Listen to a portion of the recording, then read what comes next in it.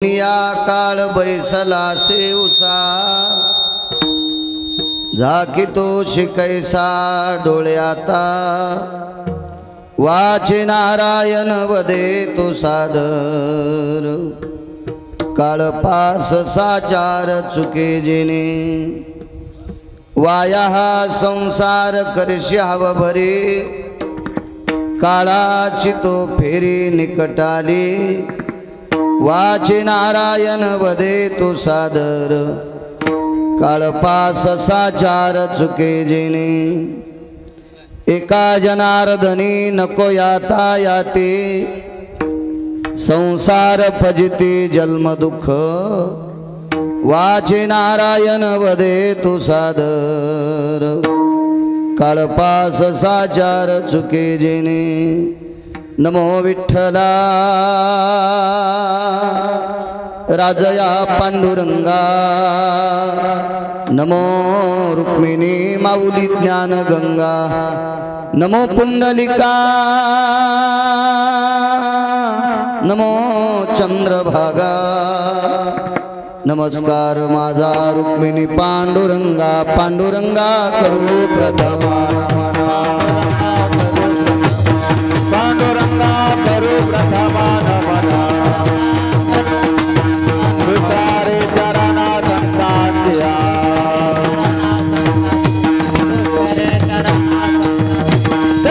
कृपादाने कथेचा विस्तार त्यांच्या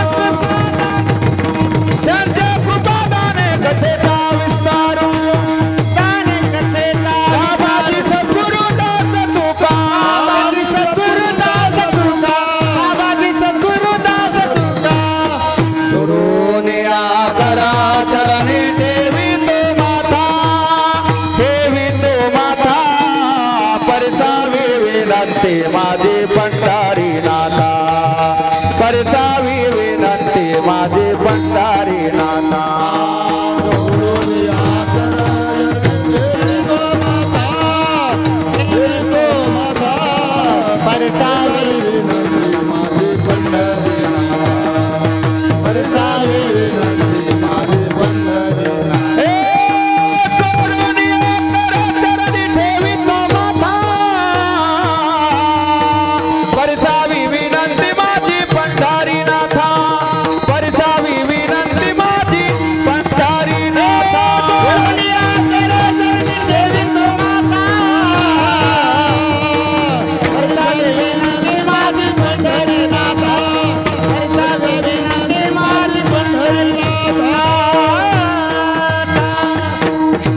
पांडुरंगा करू प्रथम नमन दुसरे चरण संताची त्यांच्या कृपादाने कथेचा विस्तारू बाबाजी सद्गुरुदास तुका मनोजभं मारुत तुल्य वेगम जितेंद्रियं बुद्धिमतां वरिष्ठं वातात्मजवानरायुत मुख्यं श्रीरामदूतं शरणं प्रपद्ये नागेन्द्रहराय त्रिलोचनाय भस्मांगरागाय महेश्वराय नित्याय शुद्धाय दिगंबराय तस्मै नकराय नमः शिवाय शरदिंदु समाकारे परब्रह्म स्वरूपिणी वासरा पीठ निलये सरस्वती नमस्तुते विठ्ठला विठ्ठला आता वैवासित पावना तिभासती पंचानन समाना तया श्रोत्याची चरणी जाना साष्टांग नमन करीतसु वाद्यभूषित पावन ती प्रत्येक श्यामरेंद्रा समान तयाची आचरणी जान साष्टांग नमन करीतसु आता गान गंधर्व देवता कोकिळ कंठस्वर आराका जी कीर्तनी वैवासित लोका तयाची आचरणी नमन गा मज दिसतसो परम विख्यात जो जान ब्रह्मयाचा सुतू नारद जान नाम तितिक्षु तयाची आचरणी नमनगा जेने धर्म जितविलाची बळे तो संभाजी जान नवाळी कावतरला जयाची आकुळे तया छत्रपतीची आचरण कमळी साष्टांग नमन करीतसो विठ्ठला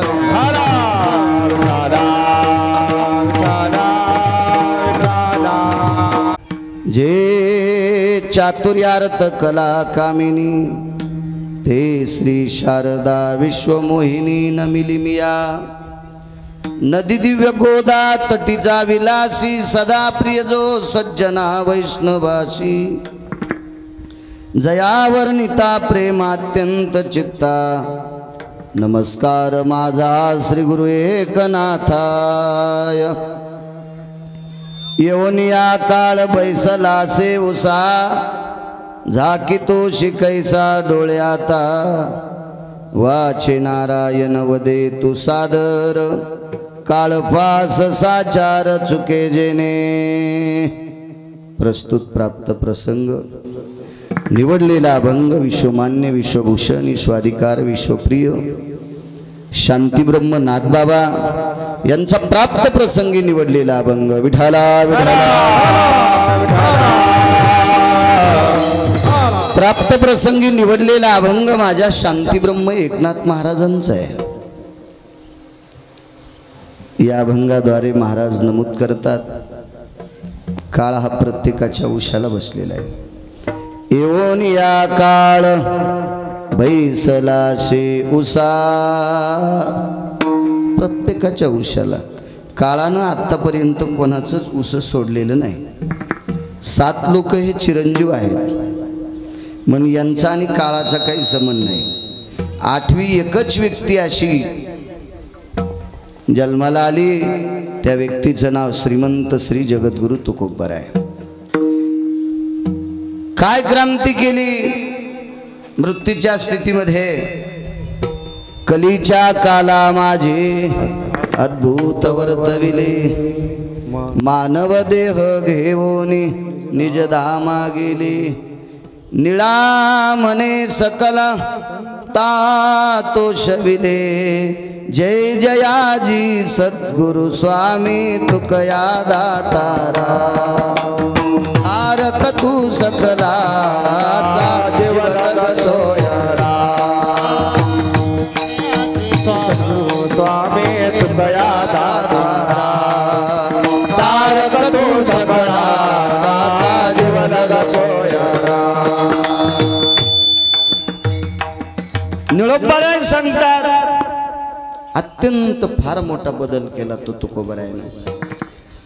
बाकी प्रत्येकाच्या उशाला काळ आरूढ आहे। थोडा विको कमी करा।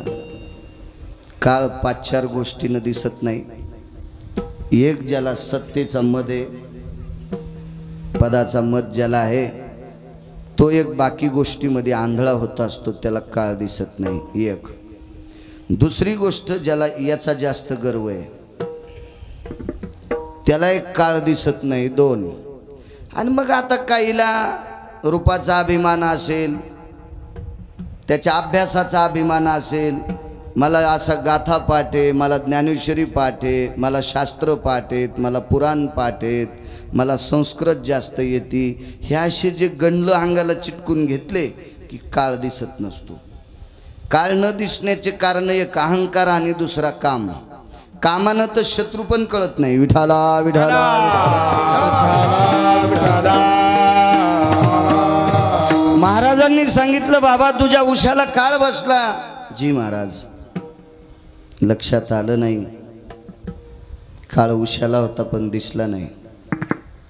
आता लक्षात घे राजा काळ उशाला आहे। महाराज आता करावं काय तो बाजूला जाईल का? शांती ब्रह्म एकनाथ महाराज म्हणतात काळ बाजूला जातच नाही फक्त फरक इतका आहे तू आता भजन कर तो तुला सोपा जाईल। वाचे नारायण वदे तू सादर काळ पास साचार चुके जेने भजन केल्यावर मरण चुकते असं डोक्यातलं काढून टाका। फक्त भजन केल्यावर अधोगती चुकती। भजन करणाऱ्यांना सद्गतीला नेतो आणि भजन न करणाऱ्याला अधोगतीला नेतो इतका फरक आहे। मरावा तर प्रत्येकाला लागते। ज्यानं तुम्हाला सांभाळण्यासाठी अवतार घेतलाय त्याला थांबता येत नाही।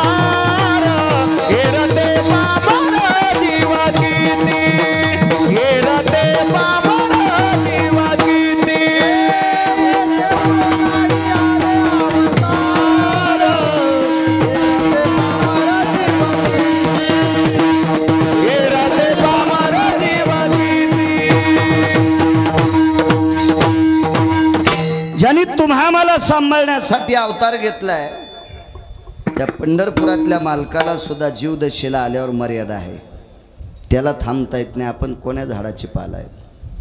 म्हणून वाया हा संसार करीशी हव भरी, काळाची तो फेरी निकटाली. संसार करू नका असं एकाही साधून सांगितलं नाही. लेकर बाळ हाकलून द्या असं काही म्हटले नाही. नका त्याजूर अंडा पोरे, सुखे बांधा माड्या घरे. माड्या बांधा, हवेल्या बांधा, बंगले घ्या, जमिनी घ्या, मोरंड्या घ्या, इरी पाडा, बारवं घ्या, बोर घ्या, पाईपलाईन घ्या, अब्जानं पैसे कमवा. पण हे करत असताना इतकं त्याला चिटकून राहू नका की काळ हा जवळ आलेला लक्षात येत नाही. संसारातल्या प्रत्येक गोष्टी करत असताना महाराज म्हणले आपल्या नाही समजून करायच्या. एका माणसानं 7 कोटीचं घर बांधलं, टेकच न गेला गावात कुठं. मी 7 कोटीचं घर बांधलं, 7 कोटीचं घर बांधलं. कस करतो म्हणलं, हान तू का आम्हाला? 7 कोटीचं घर आहे तुझ्याकडं, कस करतो? आम्हाला टाकी तू का उचलून तळ्यात? मग राहू दे ना आम्हाला आमच्या झोपड्यात. नाही म्हणे, पण महाराज 7 कोटीचं घर बांधलं.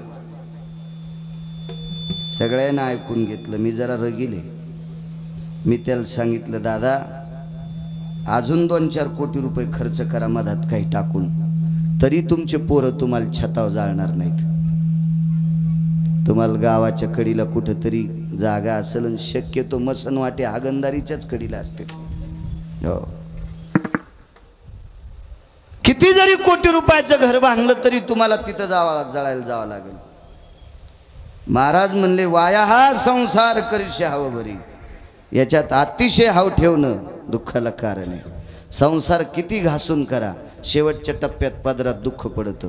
आणि परमार्थ जर निष्ठेनं केला, आचरणशील, वाक्य नीट ऐका, परमार्थ जर निष्ठेनं केला ना आचरणशील केला तर जसं जसं वय संपल तरी पण त्याचे पाय पवित्र होतात. आचरण जर मातीत गेलं तर लोक थुत्रातही हाणतात, विठाला विठाला विठाला विठाला विठाला. आतापर्यंतची संसाराची व्याख्या आहे, त्याच्यात इज्जत, प्रतिष्ठा, सन्मान मिळाली असा माणूसच नाही.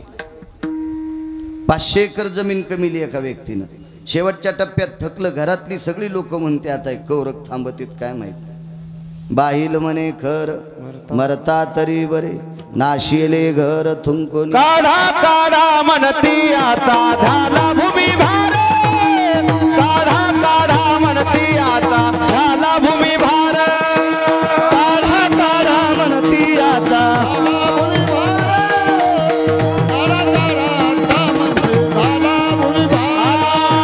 स्वजनानी गोत्र ऐसा करीती विचार, काढा काढा म्हणती याचा झाला भूमी भार.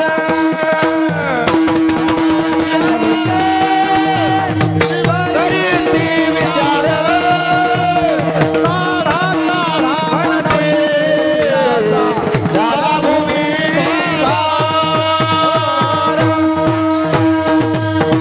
मालकाचं वाक्य, स्वजन आणि गणगोत करीती विचार, काढा काढा म्हणते याचा झाला भूमिभार. माणूस मेल्यावर महाराज वजन वाढत नाही. मग भार झाला का म्हणत असतील तर त्याचं कारण आहे, 12 तासाच्या नंतर दादा त्याची दुर्गंधी सुटत असतील. ती दुर्गंधी तुम्हा आम्हाला घातक आहे अण्णा. म्हणून काढा काढा म्हणती याचा झाला भूमिभार.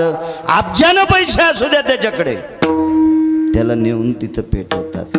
म्हणून हा संसार करत असताना कधी कधी देवही अंतकरणात ठेव. अवघा निरसोनिया काम, अवघा निरसोनिया काळ, अवघा निरसोनिया काम, अवघा निरसोनिया काम. घ्यावे नाम विठो माझे, घ्यावे नाम विठो, घ्यावे नाम विठो माझे, घ्यावे नाम विठो माझे, घ्यावे नाम विठो माझे, घ्यावे. अवघे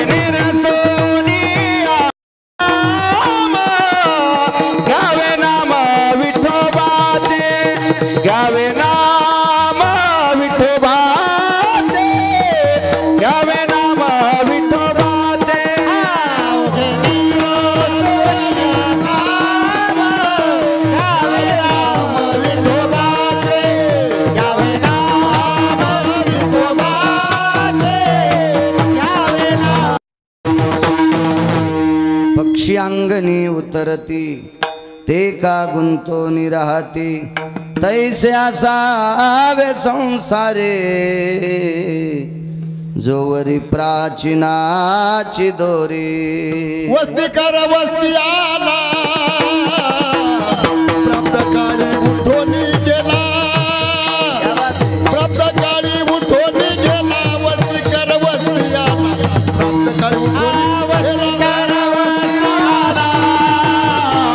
प्राप्त काळी उठून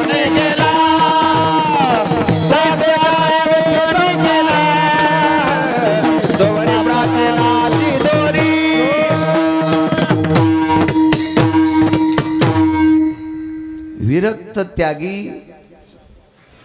वस्तीकर फकीर रात्री मारुतीरायाच्या मंदिरात मुक्कामाला थांबला. 2 घरी भिक्षा मागितली, जेवण केलं. सकाळी वाहत्या नदीला स्नान केलं, पुन्हा भिक्षा मागितली, दुपारची भाकरी बांधून घेतली, पुढे चलत राहिला. प्रातकाळी उठून गेला. ती अवस्था संसारी असावे आसोनी नसावे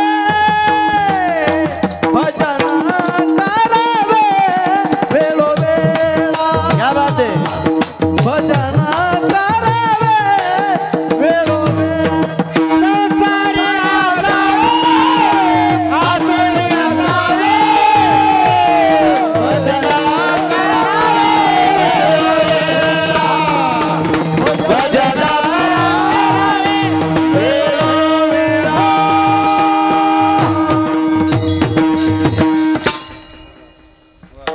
वा, छान पुरावा दिला.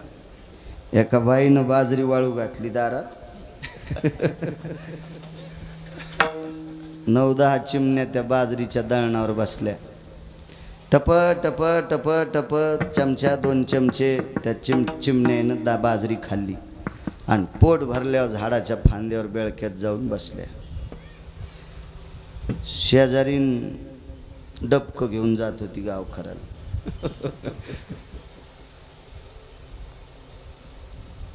तिनं पाहिलं माझीनं बाजरी वाळू घातली, तिनं तर दरोजा लावून घेतला. हिनं डबकर इचून दिलं आणि त्या डबक्यात 2 किलो बाजरी नेली.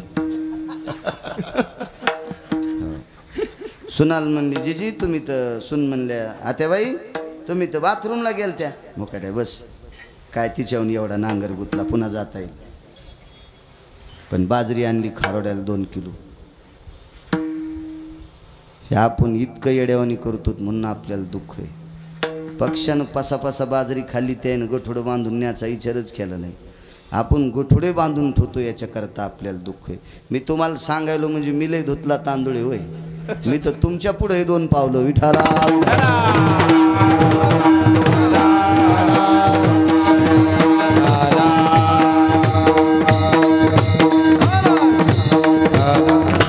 हेच आहे ना संसारात. माणूस सर्दीच्या गोळ्या घेतं, सर्दी राहा म्हणून संध्या दुपाराचीचा खाते. डॉक्टर खाल्ला तरी त्याची सर्दी कशी राहील. आपण पथ्य पाळतच नाहीत ना, भानगडती. म्हणून वाया हा संसार. नाथबाबा म्हणले अत्यंत वाया आहे. हा साधा सोपा सरळ अभंगाचा अर्थ झालं कीर्तन. मोठ्या श्रद्धेने, मोठ्या अट्टहासाने, मोठी कैलासवासी, सत्यलोकवासी, गोलोकवासी, वैकुंठवासी दिगंबरराव नामदेवराव डाके, सगळीजण त्यांना मामाच म्हणायची. आदरणीय वैकुंठवासी डाके मामा हे विश्वात्म्यात विलीन झाले.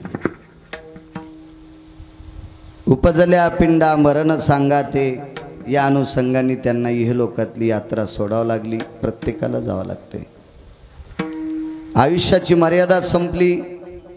ब्रह्मांडाच्या मालकानं दिलेला जो आयुष्याचा बॉन्ड होता महाराज, तो बॉन्ड संपला, तारीख संपली, निघून जावं लागते. एक जणाने विचारलं, ज्याला आयुष्य दिले त्याला कळत नाही, यमाला कसं काय कळतं? त्याचंच तर नाव यम आहे. खात्यावर पैसे किती आहेत टाकणाऱ्याला कळत नाही, पण ATM कार्ड मशीनमध्ये घातलं की फेकून देतं. 7,000 टाकलेस 2,000 खात्यावर येतं. त्या मशीनला कळतं याच्या खात्यावर किती पैसे आहेत. तसं यमाला कळतं याच्या खात्यावर आयुष्य किती आहे. एकालाच विचारलं, का हो महाराज अशी यमाची संख्या किती? म्हणलं मोजके यम आहेत. मग इतक्या माणसाचं आयुष्य जवळ आले त्यांना कसं कळते? पंढरपुरातला देव इतका चतुर आहे, त्यानं प्रत्येक माणसासोबत 2 गडी ठेवलेत. चित्रगुप्त भय व्यालाक्षायाम गुप्तेषु भय सकल स्थिता चित्रांगदे भय सर्वानां गुप्तेषु फल जयो नाम. एकाचं नाव चित्र आहे, एकाचं नाव गुप्त आहे. ते प्रत्येकाच्या खांद्यावर बसलेत. ते बरोबर आयुष्याची मर्यादा संपला आली की आम्हाला सांगतात, बाबा या आता, हे उद्या 12:15 वाजता जाणार आहे, तुझं तू इथं येऊन बस. ते पास घेऊनच येते पारद्यासारखा. ते पारधी म्हणजे शिकारी. जसा पास असतो ना तो असा टाकण्यासाठी, तसा तो माणसाला काढण्यासाठी पास काळ येऊशाला बसतो. येऊन या काळ बैसला शेवसा. काही काहीला घमेंड असते, माझ्याकडे पैसे भरपूर आहेत, मला काळ भेल नाही भेला. रावणाला भेला नाही, तू याकडे आहेतच किती. तुका म्हणे ज्याची संपदा एवढी, सांगा ते कवडी गेली नाही. एवढी मोठी संपत्ती वारकरी संप्रदायात एकाही संतांनी, एकाही हलकट श्रीमंताची दादा दखल घेतली नाही. पण तुकोबारायाने रावणाची घेतली. कारण रावण नुसता श्रीमंत नसून विद्वान होता. फक्त एका मार्कानं त्याचा पेपर गेला, एकच मार्क चुकला त्याचा. आणि मार्क जरा परमार्थात तो मार्क महत्त्वाचा आहे. त्या मार्काचं नाव आहे आचरण नावाचा मार्क. हो, एवढा विद्वान रावणासारखा संस्कृत पंडित पृथ्वीवर जितके देश आहेत एकाही देशात नाही जन्माला आला. एवढा विद्वान होता. नाही त्या हवा लागायली म्हणून त्या हुशार आहेत ना. हां, ते दुसरीकडे काऊन बसणं, त्याला माहिती इकून कूलर आहे बाळ्याजवळ. विडाला विडाला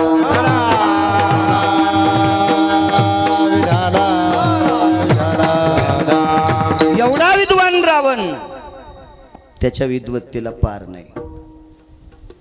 त्याच्या विद्वत्तेला प्रसन्न होऊन भगवान शिवशंकरांनी सोन्याचं गाव त्याला दान दिलं, देऊन टाकलं. इतका विद्वान.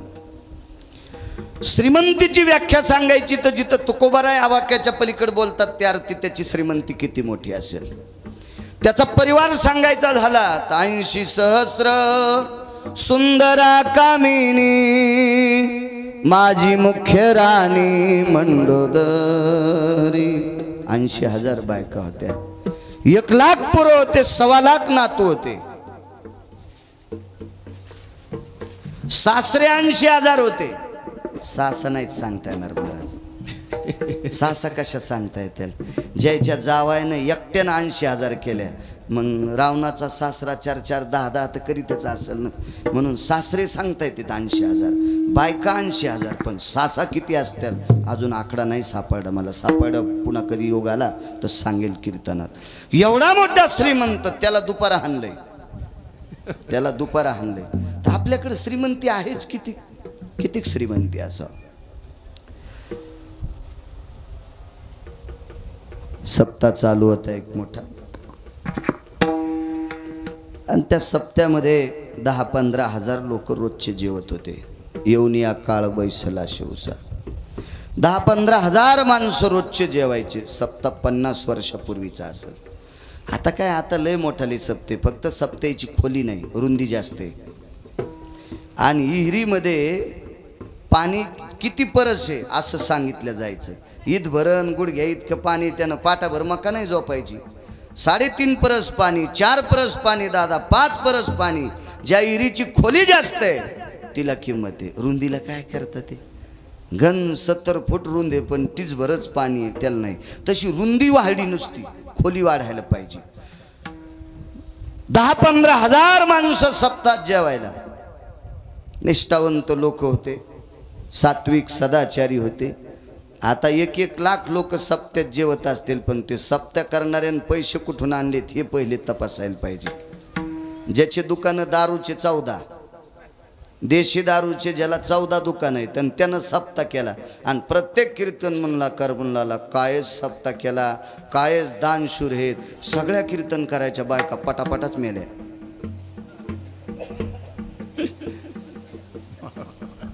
वैकुंठवासी माधव महाराज मगर सांगायचे, अरे ज्याचे देशीचे 14 दारूचे दुकान आहेत त्यानं महाराष्ट्रातल्या किती बायका विधवा केल्यात. त्यानं वरचे ढकणं इकले तर वर्षात 2-2 सप्ते करीन ते मोठमोठाले. आणि त्याचं तुम्ही कीर्तनात जर वर्णन केलं तर तुमच्या बायका मरत्याल. निंदात्वा स्तुती करावी देवाची, कीर्ती मानवाची वर्णू नये किंवा गाऊ नये.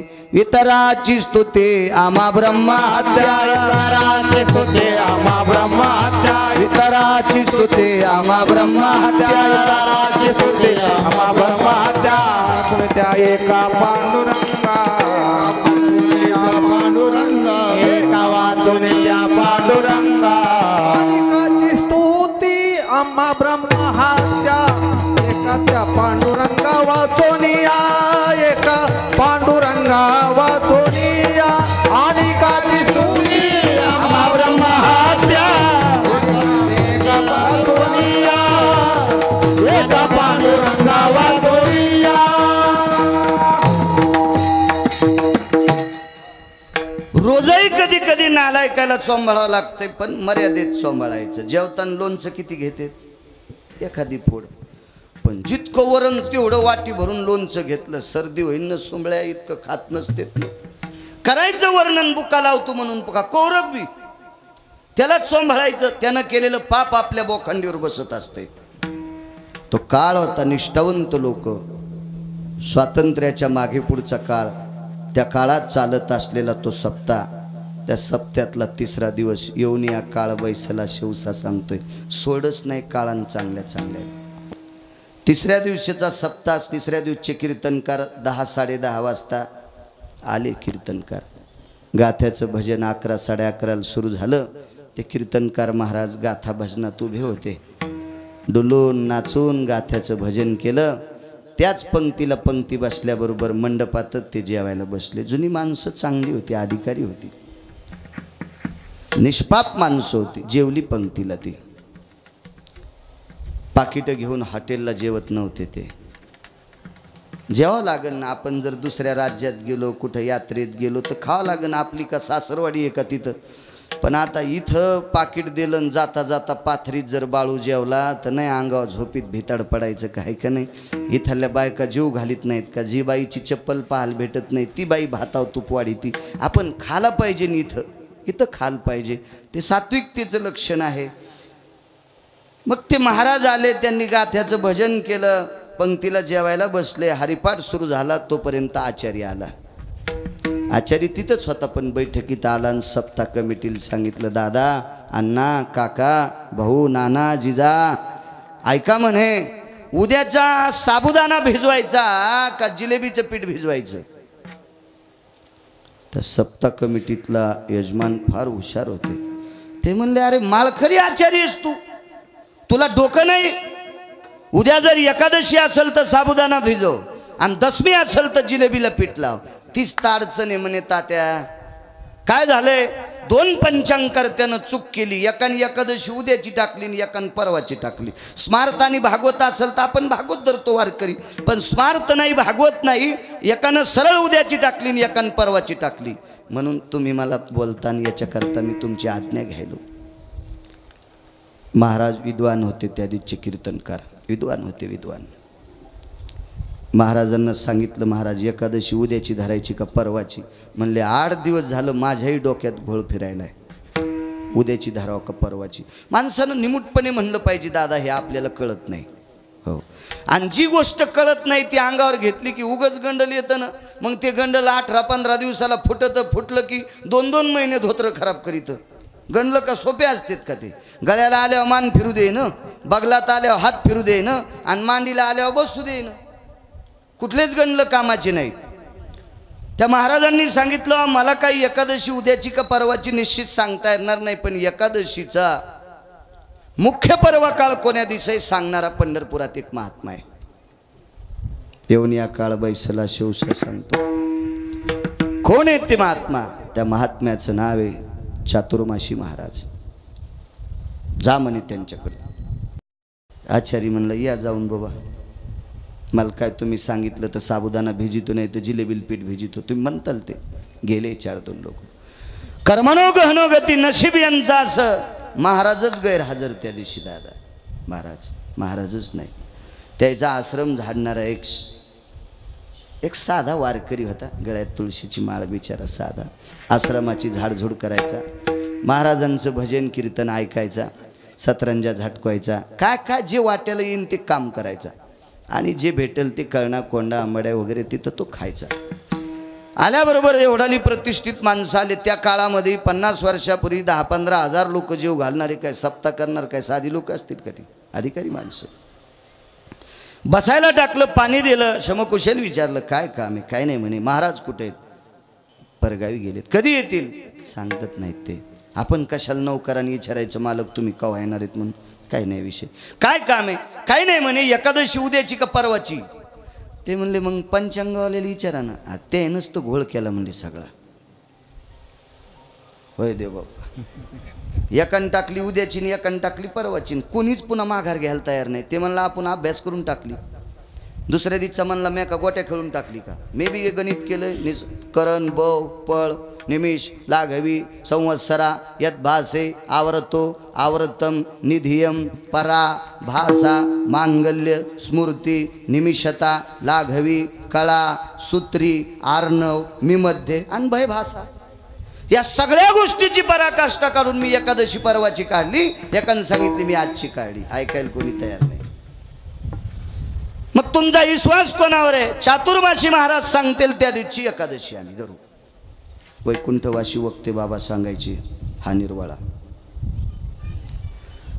मग आमचे महाराज सांगतील त्या दिवशी तुम्ही एकादशी धरताल का. हो. मग नसू द्या तुमचं काम झालं. कसं काय झालं म्हणले काम. इथं सांगायला कोणी एकादशी कोण दिवशी धरायची म्हणून. अहो हे आमच्या महाराजाचं कुत्र सांगतं एकादशी कवा धरायची. काय डोकं खराब झालं का म्हणले याचं.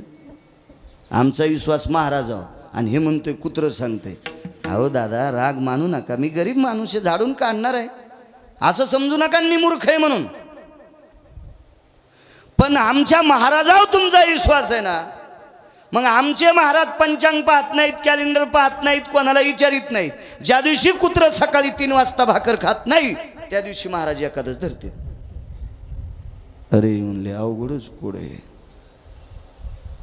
बर रोज सकाळी महाराज आंघोळीला चालले 3:30 वाजता की टोपल्यात जे काय असन भाकरीचा तुकडा ते कुत्र्यापाशी टाकायचे आणि स्नान करून आल्यावर ते बघायचा. कुटका जर जशाला तसा दिसला तर समजायचं आजची एकादश नाही. आणि कुटका त्यानं खाल्ल्याला असला की समजायचं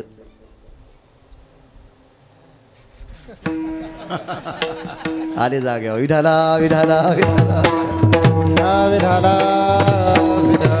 कुटका जशाला तसा दिसला की समजायचं एकादशी आणि खाल्ला की समजायची एकादशी नाही.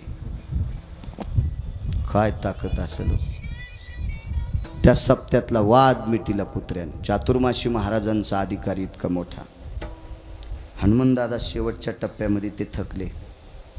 संध्याकाळची वेळ आहे. तहान लागली. शिष्याला जोरात आवाज द्यावा इतका सुद्धा तोंडातून आवाज निघून गेला आणि तोंड कोरडं पडलं. देवा तहान लागली रे. 10:30 वाजता शेजारती होत होती. आता स्वामी सुखे निद्रा करा गोपाळा आपुलाले मनोरथ जातो आपुल्या स्थळा. शेजारती व्हायची. मग शेजारती झालं करत असताना अंगावरचे सगळे हारगिर देवाच्या काढून घ्यायचे. एक शेज टाकायची. त्या शेजेचे मंत्र म्हणायचे. निद्रा भयो शयन स्थितायाम जगदानंद कंद पतयो प्रमुख रुक्मिणी प्रमुख पांडुरंग देवतायां शय्यारूढो तल्पकम आह्वानांच प्रियतान्न मम.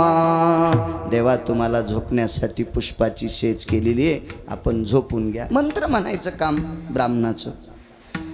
आणि देवाच्या पुढे एक तांब्या त्याच्यावर फुलपात्र आणि त्या फुलपात्रामध्ये 2-3 मंजूळ ठेवत होते. तुळशीची मंजूळ आणि किलूप लावायची निघून जायचे. दुसऱ्या दिवशी सकाळी ते काका आले पाहते तर तांब्यात अर्धा तांब्या पाणी आहे आणि एकही मंजूळ नाही. गेल्या 2-3 पिढ्यात असं कधी झालंच नव्हतं. हनुमंत दादा त्या ब्राह्मणाने विचार केला पुजाऱ्यानं असं कसं झालं असेल महाराज.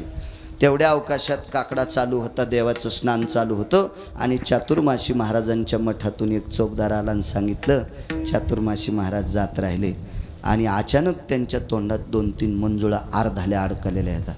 त्यावेळेला पुजाऱ्यानं सांगितलं मी फुलपात्रात ठेवलेल्या मंजुळा ते पाणी फुलपात्रात टाकलं. फुलपात्रानं चातुर्मासी महाराजाला पाणी विटेवरच्या मालकाने पाजलं आणि मंजुळा तोंडात अडकल्या. दृष्टांत संपला. ब्रह्मांडाच्या मालकानं ज्या साधूला पाणी पाजावा त्याचा अधिकार किती मोठा असेल, त्या महात्म्याचा, त्या योगीराजाचा, त्या नामधारकाचा, त्या तपस्व्याचा किती मोठा अधिकार आहे. आणि या महात्म्याच्या सानिध्यात राहिलेलं कुत्र पंचांकर त्याचा वात मिटवतोय काका, ते कुत्र किती अधिकारी असेल. या सगळ्या गोष्टीचा विचार केला तर चातुर्मासी बाबा किती अधिकारी असतील. पण त्यांनाही काळानं सोडलं नाही. येवनिया काळ बैसला सेवसा योनिया काळ बैसला सेवसा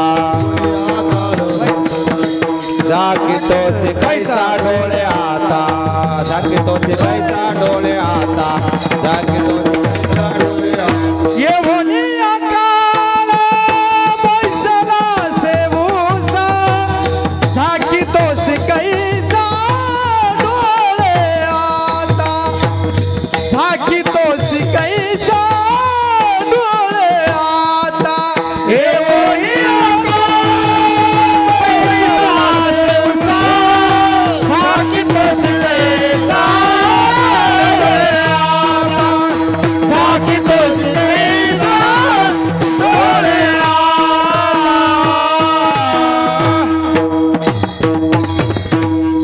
मग एवढी मोठी चातुर्मासी बाबा त्यांच्या जर उशाला काळ बसून हे लोकातली यात्रा त्यांची संपतोय. डाके मामा गेले असतील, आपल्याला निमूटपणे सहन करावं लागेल. परमार्थिक होते. मला वाटतं एकदा माऊंद्याच्या कार्यक्रमाकरता बी डाके मामांनी मला आमंत्रित केलं, तर त्यावेळेला माऊंद चारीधाम करून आले. आणि कालच्या वेळेस रामराव भाऊ काळे सतत संपर्क करत होते. योगाला छान चला म्हणलं. या टोकाला गेलेली परमार्थिक क्षेत्रातली माणसं जातात तर 4-2 अभंग पाठ करणाऱ्यांना अंगाला गंडल लावून घ्यायचंच नाही. मला कसा यम नेईल, शक्य नाही, ते शक्य नाही. लय हुशार माणसं. मी मगाशी बोलून गेलो, रावणासारखा चतुर कोणीच नव्हता. विद्वान होता, चतुर होता, चाणाक्ष होता, मायावी सुद्धा होता. मायावी सुद्धा होता रावण. रावणाला कपटीच्या व्याख्यातून बाजूला काढलं, पण रावणाला काम चिटकलता. काम काम काम आणि कामामुळं रावण मातीत गेला. नाहीतर खरं जर विचार केलं तर रावण कपटी पण नव्हता. काम शिल्लक होता त्याच्याकडे. एवढा विद्वान रावण, एवढा विद्वान. रावणाने 127 विद्वान हस्तगत केले. 127. रामायणात नाही बघायचा, दुसरे पुराण बघायचे, मग त्याच्यात सापडेल. तुम्ही रामायणीच कितान पुन्हा म्हणताल गिरगावचा बाळ्या काही बघ तू बापा, असं नका. उग दगड हांजाव नका दुसऱ्याला. कधी कधी आपल्या विरोधात फिरत असते ते. योग असा आला 127 विद्वान. त्याच्यापैकी एक विद्वान होता तत्वकुंभ नावाचा विद्वान महाराज. त्याचं नाव होतं तत्वकुंभ. काय नाव गोड आहे, तत्वकुंभ. कुंभ म्हणजे कलश, तत्वानी भरलेला कलश. म्हणजे एवढ्या विवेकानं, एवढ्या विद्वत्तेनं, एवढ्या कुशलतेनं, एवढ्या चातुर्यानं बुद्धीचा बुद्ध्यांक इतका विकसित होता तत्वकुंभाचा, म्हणून त्याला तत्वकुंभ नाव सोबत होतं. त्रेतायुगामध्ये, त्रेतायुगात जी नावं होती का, ती शरीराच्या लक्षणावरून नावं ठेवल्या जायची. पुष्पदंत नावाचं वानर, सात्विक फुलातला एकही सुगंध नव्हता की जे त्याच्या दातातून येत नव्हता, म्हणून त्याचं नाव ठेवलं हनुमंतदादा पुष्पदंत. सुगंधी फुलांचा सुगंध येत होता, पुष्पदंत याच्याकरता. हो. तंबाखू खाऊन जर चाल म्हणायला आला आणि त्यानं जर अभंग विचारला तर घंटाभर सांगताच येत नाही. हो, त्याच्या वासानं कीर्तनकार मरुनी म्हणजे बरं आहे एखादा. लय काय काय खरंच लायकी नाही. माझं मत हे, पक्वादे असेल, कीर्तनकार असेल, रामायणकार असेल, भागवतकार असेल, गायक असेल, तंबाखू खात असेल तर त्याचं 10 पिढ्याचं पापूत आलं समजायचं. नक्ता व्यसनाधीनो जाये हे अध्यात्म भयो शास्त्रा प्रकाहा पितरो भयो तृप्तो रुसुष्टो तिनयजना नैवम गांजा कसम लिखितम. हे काय गांजा फुक्यान लिहिलं का? त्याचे पितर रुष्ट होत असतात, रुष्ट रुष्ट. कारण का देवाचा आपल्यावर विश्वास आहे आणि म्हणून जनतेचा सुद्धा विश्वास आहे. महाराज सांगल ती दिशा. हो, बाकीचं कोण पाहिलं पण ह्या काही काही गोष्टी करायच्या नाही. भागवतकार इंटरव्हल मध्ये स्टेजच्या मागं जाऊन बिडी वाढायला. अरे तू जाळी तू का मंडप भागवत्या, माणसं जळते ना नालाय का. तू बिडी वाढ्यावर कसं ऐकायचं तू भागवत. लय काही विचित्र. परवाला एक जण कथाकार आले आणि ते पोरग म्हणलं त्यानं 2300 रुपयाचं मेकअपचं सामान आणायला लावलं. गळ्यात शपथ मी सकाळच्या मरण खोटं बोलत असेल तर. हो, तो सांगणारा माणूस मला म्हणला 2300 रुपयाचं मेकअपचं सामान. म्हणलं हे मागच्या जन्मात स्टेजवर नाचणारी बाई असेल आणि मागचं काही त्याचं राहिलं शिल्लक म्हणून आता भागवत सांगताना पण लिपस्टिक लावूनच चाललाय. वक्ते बाबा सांगायचे दर्पणो भयस्थिती पुरुषास्ततेवच एकम मिथ्या त्रियो द्विविधा भयभासा नैवम दर्पणो अर्चिता. फार काय झालं तर 3 आरशा पुढे जावा पुरुषानं. माणूस जर दिवसात 20 बाऱ्या भिंगा पुढे जात असेल तर समजायचं त्याच्यात बाईचा अंश आहे. विठाला विठाला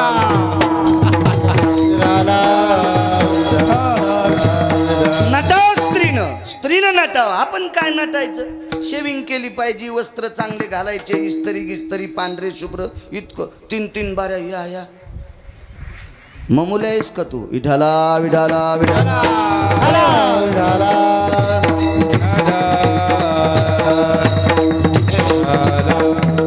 विद्वान तत्व कुंभ रावणानं हस्तगत केला. रावणानं त्याच्या हाताने दादा 14 विमानं तयार करून घेतले. 14. आता वरी किती असतील काका त्याचं काय मेळ नाही. लय मोठ्या कंपनीचे मला वाटतं स्पाईजेट, एअर इंडिया असे लय मोठी नावं असतात. आपल्याला काही इंग्रजी येत नाही. बसायचा योग आला तुमच्या पैशामुळं. माणसानं खरं बोललं पाहिजे आहे का नाही. आपली जी विमान पुसायची लायकी नव्हती पण ज्ञानोबाराय तुकोबारायच्या नामामुळे एरवी आपल्याला कोण पुसला असतं. उत्तरेश्वर एरवी तरी पुसे कोण पावे देवासाठी मान, पावे देवासाठी मान, पावे देवासाठी मान. एरवी तरी पुसे कोण पावे देवासाठी मान, पावे देवासाठी मान, पावे देवासाठी मान. एरवी तरी पुसे कोण पावे देवासाठी मान, पावे देवासाठी मान, पावे देवासाठी मान. एरवी तरी पुसे कोण पावे देवासाठी मान, पावे देवासाठी मान, पावे देवासाठी मान. कोणी विचारलं असतं. मी ज्ञानोबाराय तुकोबारायचं नाव घेतो म्हणून पितळे बापूंकडे दरवर्षी असतो त्रयोदशीला काल्याला. हनुमान दादा मी कलेक्टर झालो असतो तर पाय कोण पडलं असतं. सुटकेत दिली असती खालून म्हणले असते कलेक्टर या सही कर घे इतके पैसे पण कर सही या फॉर्मवर असं म्हणले असते. पाय कोण पडलं असतं नाही. म्हणून एकाही वारकऱ्यानं असं म्हणायचं नाही मी लय विद्वाने म्हणून लोक पाया पडते. तू याच्यातून बाजूला सरक तुला बायको पण थुतरीत आणीन. कोण विचारत असतं आपल्याला. एरवी तरी पुषे कोण पावे देवासाठी मान. देवासाठी मला खुर्ची आहे, देवासाठी मला तुम्ही पुढे बसलात. नाही तर कोणी विचारलं असतं. लय लोळायले श्रीमंत त्याला गोचड चिटकनत अंगाला. विठाला विठाला विठाला विठाला.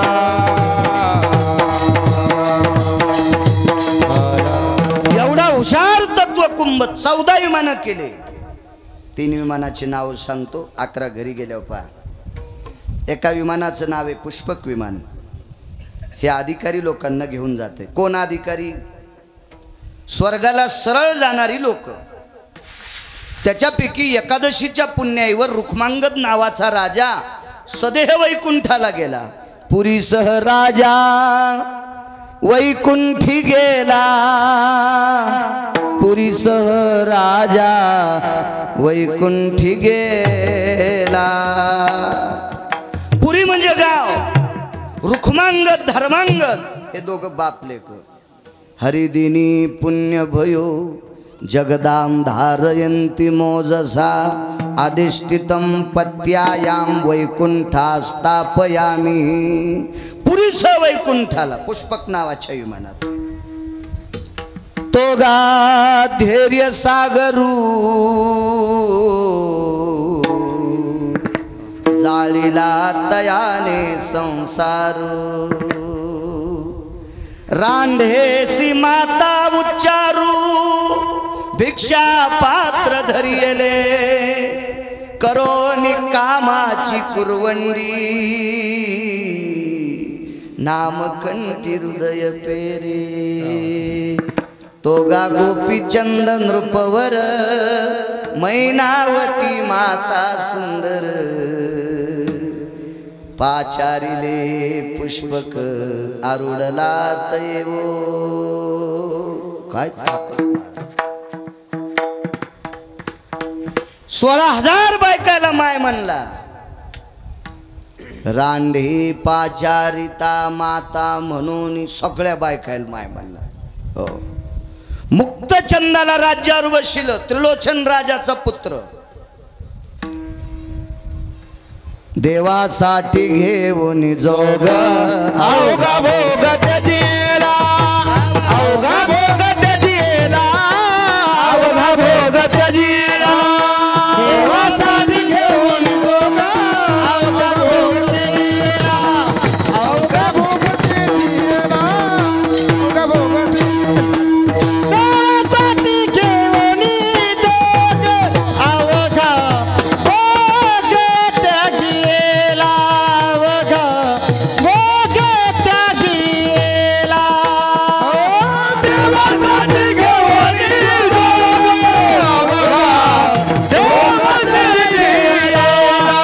अवघा भोग त्याजीला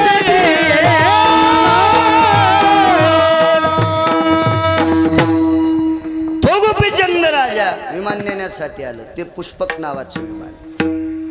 विमानात बसले. पार्षद हनुमान दादा एकाच व्यक्तीला न्यायला येतो.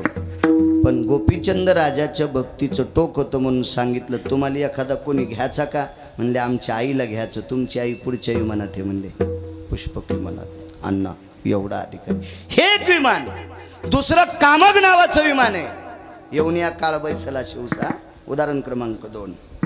कामग नावाच्या विमानामध्ये रावण मारल्याच्या नंतर सीताई साहेबांनी प्रभू रामचंद्र शरयूच्या तीरापर्यंत गेले. अयोध्येत नाही गेलं बरं विमान. आहा मर्यादा आहे प्रभू रामचंद्राला. कारण ज्या केवटाच्या नावेत बसून नॅग्रोंदर वृक्षापासून उठले, नावेत बसले शरयूच्या इकडच्या तीराला आले, त्या केवटानं सांगितलं वापस आल्यावर माझ्यात नावेत बसून पलीकडे जायचं. 14 वर्ष 27 दिवस काट्या पत्त्या केवटन कोणाला नावात बसूच दिलं नाही. त्र्यंबकराव बसूच दिलं नाही. काय त्याग असेल तरी आमचे सांगतात आता ऐका बर का. काय ते कामग विमान बिभीषणानं दिलं बरं का. आणि त्या कामग विमानामध्ये प्रभू रामचंद्राने सीताई साहेब बसल्या. आणि ते काय विमान सनसन सनसन करीत अयोध्येत गेलं बरं का. वाचून सांग जाय रे माणसं मरते. तिरात भयत यती अजर्वासो भयंजान भय जायन्ते. शरयू तटा भयास्थितायं कामग भययनि अरुणाया कामग भययनि अरुणाया कामग भययनि अरुणाया. शरयूच्या तीरावर ते विमान आरूढ झालं. या विमानाचं नाव कामग. आणि तिसरं विमान त्या विमानाचं नाव होतं प्रभदत्त नावाचं विमान. 11 घरी गेल्यावर पहा खपक्या मोबाईल आहेत तुम्हाला. त्या मोबाईलवर असं इचकिलं पुराण की ते तुम्हाला दाखवत ते विमान. दुसरं चीज कायले तुम्ही पण कसं दिसल आहे का नाही. चांगलं इचकायचं. लय काळ गोड आलाय. एकाही भजनी मंडळीला महाराजाला अभंग विचारायचं काम पडत नाही दादा. बटन दाबल्या बरोबर सगळी गाथे संतांचे त्या मोबाईलमध्ये लोड आहे. मयात नाही तर म्हणा माझ्या याच्यात 10-5 आपले बस झाले आपल्या कामापुरते. मला काही चाल म्हणायची नाही ना बुवा, आहे का नाही रवी बुवा? त्याच्यामुळं आपल्याला काय, आपल्याला जे पाठ आहे तो घ्यायचा का, तिथून तशी सूचना येत नाही ना ह्योच घे म्हणून. हो, तशी सूचना आल्या म्हणून तुझ्या म्हाताऱ्यालाच कीर्तन करायला लाव, मी ऐकायला येतो. विठाला विठाला विठाला.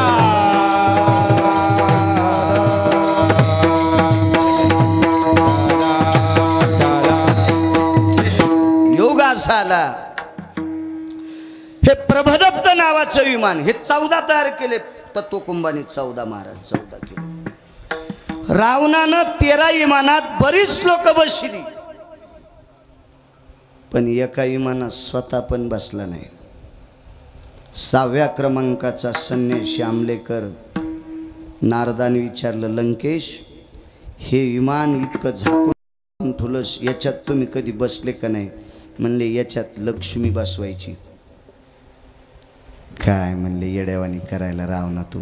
आवाजाव बोलला ते, अरे तुला कसं बोलून, ते लय मोठा माणूस होता ना. काय म्हणले रावणा, 80,000 बायका आहेत, कशाला लक्ष्मी बसवायची? नाही म्हणले, समुद्र मंथनातून निघली तेव्हापासून डोळ्यात अशी कचकच करायची म्हणली ती. हो, तिला एकदा ह्या विमानात बसवायचं. अरे नको म्हणले, तुमच्या लोकांना शहाणपणा केला तर ते दारू पिऊन पालथे पडले राक्षस, रावणाच्याच कुळातले होते ना ते. आणि कशाला तुम्ही विचार करता तिचा? नाही म्हणे, इच्छाच आहे तिचेच पाय या विमानाला लावायचे, अन्यथा कोणी बसू द्यायचं नाही. आणि योग आला दादा. अशोक वाटिकेत 6 महिने 27 दिवस सीताई साहेब होत्या. तत्वकुंभ किती मोठा व्यक्ती होता तुम्हाला पुढे कळलं, तरी पण त्याला काळानं सोडलं नाही. याच्यावर सांगतोय. विमान आणलं, राक्षसनीनं सांगितलं चल बस मधात. तिनं सांगितलं तुम्हाला डोकं आहे का ग? मी ज्याच्या नावानं कुंकू लावते त्याचं नाव घेते, राम राम म्हणते. ही जागा इतकी राममय झालेली आहे, जेथ सीतेची वस्तू घडे, राम राम स्मरती झाडे. तिथले खडे गवत काड्या कुड्या हे सगळं राम राम म्हणत होतं. इतकी माझ्या मालकावर श्रद्धा आहे, काय सांगता तुम्ही त्याच्याकडे चल म्हणून? त्या राक्षसनीनं सांगितलं राम जिवंत आहे. ती कशी येईल मालक? लय हुशार रावण्या. रावण्यानं 3 माणसं बलिले. त्याची भावकी तुमच्या गावात आहे का? हा, नाही तो उग मै गाडी फोडायची पुन्हा त्याला रावण्या म्हणल्यावर, मग काय ताण. 3 माणसं बोलिले. एकामध्ये मानवी पुतळ्याचा शिल्पकार होता, हुबेहूब रामाचा चेहरा तयार केला, पण रावणाच्या मनात बसून. दुसरा होता, त्यानं ते पुतळा चेहरा तयार करत असताना त्या डोक्यात नारळ घातलं. नारळ आपण फोडतो का नारळ? तुम्ही बघा, कोणतंही नारळाची सगळी शेंडी काढा, 2 टिपके गवस देतात डोळ्याचे, 2 टिपके. हे क्रतात्रेतायुगाच्या अगोदर नव्हते. एक पुराणातले 2 श्लोक सांगतात आणि वैकुंठवासी माधव महाराज मगर सांगतात. हो, भांगाऱ्या भुंगाऱ्याने सांगितलेलं ऐकलं नाही पाहिजे, अधिकारी माणसाची साक्षी असते. हो, कीर्तन शक्यतो पाहुणी ग्रंथ करावे कीर्तन, मग भीती वाटत नसते. व ज्याच्या खिशात 1-2 लाख रुपये आहेत का, दिरे 20 किलो गुळ, आणि 150च घेऊन गेला म्हणला 15 किलो गुळ द्या, ते हानींना तोंड आहे का नाही? कसं शक्य? ही पुराणातली बादशाह लोक होती ती. माधव महाराज मगर म्हणजे पुराणातलं एवढं मोठं सखोल रत्न होते. मला असं वाटतंय असं जन्माला येणे आता शिल्लक आहे. विठाला विठाला विठाला.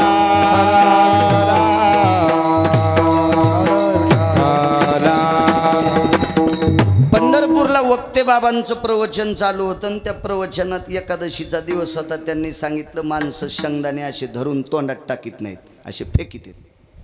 असं सहज माणूस असं टाकतंय, जवळ तोंड नेऊन, असं बोट नेऊन तोंडात फेकता फेकता जर शेंगदाणा बाजूला जाऊन जर खाली पडला तर तो खाली पडल्याला का खाऊ नये हे माधव महाराज मगरांनी पुरावा द्यायचा. काय ताकद असेल, काय काय विद्वत्ता असेल दादाई, काय व्याप्ती असेल लोकांच्या अभ्यासाची. हो,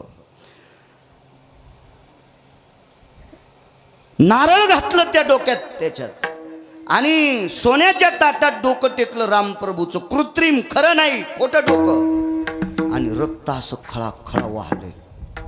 तयार करणाऱ्याची ताकद कशी असेल, खळखळ रक्त वाहले. आणि सीतेनं रामप्रभूला पाहिल्याबरोबर हंबरडा फोडला. बाई माझ्या कपाळाचे मालक. पण जे नारळ होतं का, ही सृष्टी त्यानं निर्माण केलेली पंढरपुरातल्यानं.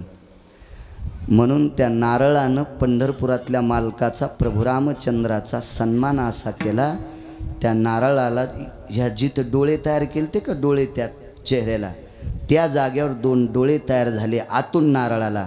आणि एका डोळ्यातून 2 थेंब पाणी आलं. सीतेच्या लक्षात आलं रामाचं डोकं नाही.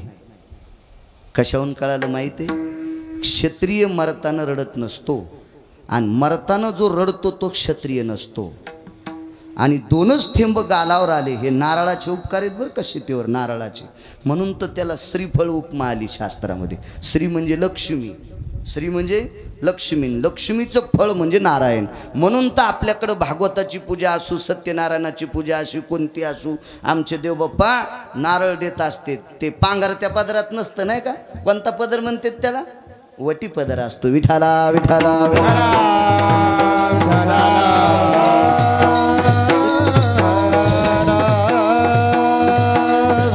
म्हणून त्याला श्रीफळ नाव पडलं. श्रीफळ. अजून 2 कारण आहेत श्रीफळ नाव का, पण कशाला सगळ्या गोळ्या एकट्या घेतल्यावर रिॲक्शन येत असते. म्हणून शहाण्या डॉक्टरने एकच गोळी दिली पाहिजे. घाम येईल तो ऊन आहे, पुन्हा घाम याचा असो. योग असा आला. डोकं पाहिल्याबरोबर राक्षसने सांगितलं आता तुला बसायला काय हरकत नाही. नाही म्हणे, शंका आहे माझी. अगं काय शंका घेती, हुबेहूब रक्त पडायला लागले.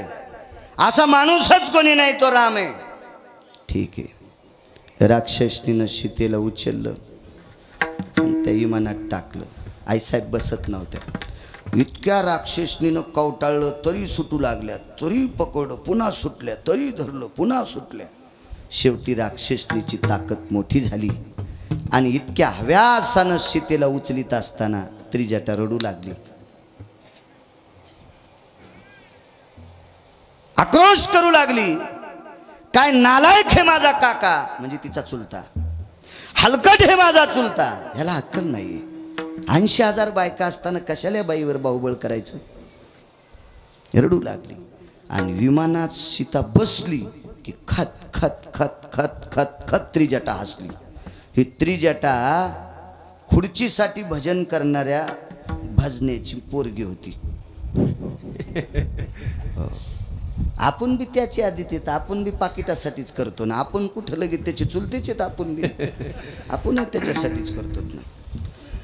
2 लोकांना बिभीषणाला महाराज म्हणलेत नाही. तुकोबाराय म्हणले देवा तुला जे करायचं ते कर, पण मी बिभीषणाला महाराज म्हणणार. करी सीते देवा करी माझे सुखे, करी सीते देवा करी माझे सुखे, कर विद्यार्थी मुखे नमने संत, कर विद्यार्थी मुखे नमने संत, कर विद्यार्थी मुखे नमने संत, कर विद्यार्थी मुखे नमने संत.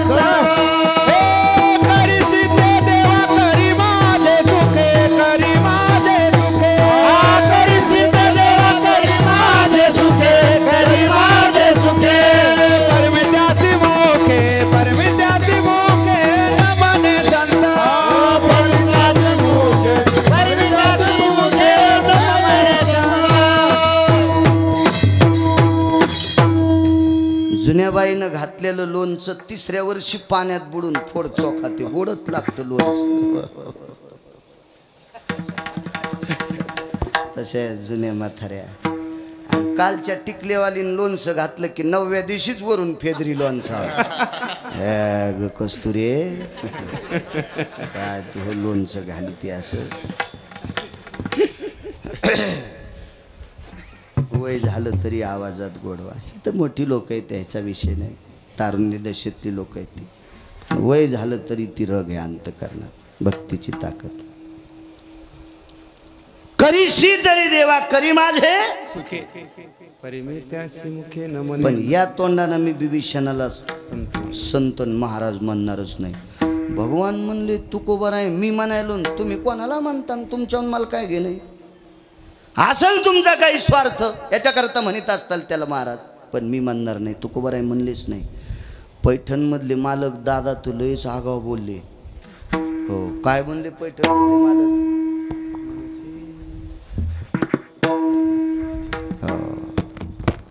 खाली येऊन बोलले पैठणमधले मालक बिभीषणाला, खाली येऊन. मनशी विभीषण शहाणा परी तो महामूर्ख जाना, हरी तो महामूर्ख जाना, मनसी विभीषण शहाणा हरी तो महामूर्ख जाना, हरी तो महामूर्ख जाना, हरी तो महामूर्ख जाना. मनसी विभीषण शहाणा अरे तो महामूर्ख जाना. स्वार्थी तू. त्या विभीषणाची मुलगी अशी खतखत हसली दादा. तर सीताई साहेबाच्या अंतकरणात शंका आली. टाकताना काय बोंबलू लागली, काय इवळू लागली, काय रडू लागली, काय डोळ्याला धारा लागल्या, काय छाती बडू लागली. नका ग टाकू सीतेला, थांबा ग, कशाला ऐकत आमच्या काकाचं, इतकी ओरडू लागली. आणि त्या विमानात टेकलं की खतखतच हसली. अशी शंका येते ना हो. सीताई साहेबाच्या मनात शंका आली दादा. म्हणल्या राक्षसनील सांगितलं, बाई तुम्ही मला बाहुबळानं उचलून टाकलं ना, मला फक्त 5 मिनटं खाली उतरू द्या, मी मनानं विमानात बसते, तुम्हाला काही ताण देत नाही, फक्त मला एकदा हिची सोय पाहायची. कोणाची? त्रिजटीची. सांग तू एकदा रडली का आणि एकदा हसली का, तर तो कुंभ किती हुशार आहे आता कळल. म्हणे सीते मी कशा करता रडेन कशा करता हसले तुला सांगते, पण जरा बाजूला चल ना. ह्या राक्षसनी कारण कळाल्यावर पुन्हा रावणाला सांगते, त्याच्यामुळे तू बाजूला चल, गुप्त एकांतात बोललं पाहिजे. बाई का रडे सांगू?